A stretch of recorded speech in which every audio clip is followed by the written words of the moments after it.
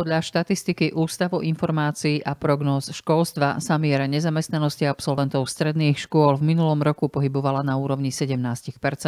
Poľsko či Česko má len niečo cez 7%. Aj preto projekt rozbehli práve na východe Slovenska, kde je miera nezamestnanosti jednou z najvyšších. Psychológ spoločnosti Express People Ondrej Ivan. Tieto testy sa používajú štandardne na Slovensku už vyše 20 rokov. Sú to štandardizované psychodiagnostické testy. To znamená, že sú nejaké normy na populácii, teda budeme vedieť zadeliť, či ten konkrétny študent je dobrý v tom technickom myslení alebo nie. Výsledkom tohto testu je percento od 0 do 100, teda keď je niekto 100%, tak má 100% výborné technické myslenie. Úlohy v tomto teste sú nejaké matematické a fyzikálne. Košická elektrotechnická priemyslovka je prvou z radu škôl, kde projekt aplikujú. Informácie budú zbierať na celom Slovensku. Opäť Ondrej Ivan. Projekt sa bude realizovať na 14 stredných a vysokých školách. Spätná väzba z tohto testu by mohla pomôcť pri výbere zamestnania, pri kariérnom živote a podobne. Priemerné skóre pre študentov technických škôl predstavuje 70%.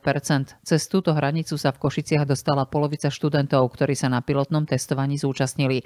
Ich výsledky boli priemerné, iba v niektorých prípadoch jemne nadpriemerné. Test potvrdil aj to, že študenti, ktorí chcú pokračovať v štúdiu na vysokej škole, majú vyššie skóre ako absolventi, ktorí chcú nastúpiť do zamestnania. Podľa samotných študentov nebol hodinový test extrémne náročný. Z môjho pohľadu bol taký akurát, podľa toho, kto má aké myslenie. V pohode. Ľahké. Bolo to také celkom ľahké, nebolo tam také veľmi ťažké otázky a dalo sa to celkom. Aj vedomosti, aj sedácky rozum. Ministerstvo školstva údaje z tohto testovania nevyužíva. Podobné meranie robí vo vlastnej inštitúcii, Národnom ústave certifikovaných meraní vzdelávania. Hovorca rezortu Michal Kaliňák. Táto organizácia zabezpečuje monitorovanie a hodnotenie kvality.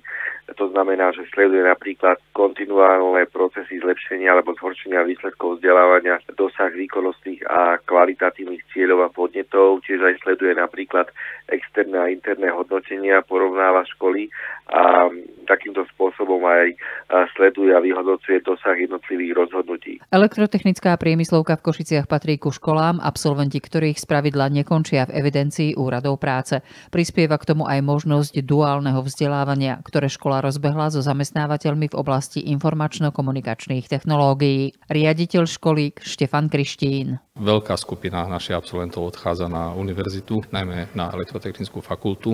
Ďalšia malá skupinka žiakov, je to radové možno 15-20, tí sa snažia zamestnať na trhu práce. Je tam skupina žiakov, ktorá už má niečo predpripravené v rámci brigády praxe, teda už majú nejaké dohody s firmami. No a čo je pre nás taká novinka, to je duálne pomaturitné vzdelávanie, ktoré sme otvorili v minulom školskom roku. Ďalším miestom, kde si stredoškoláci a vysokoškoláci môžu otestovať úroveň technického myslenia, bude marcový veľtrh Profesia Days v Bratislave.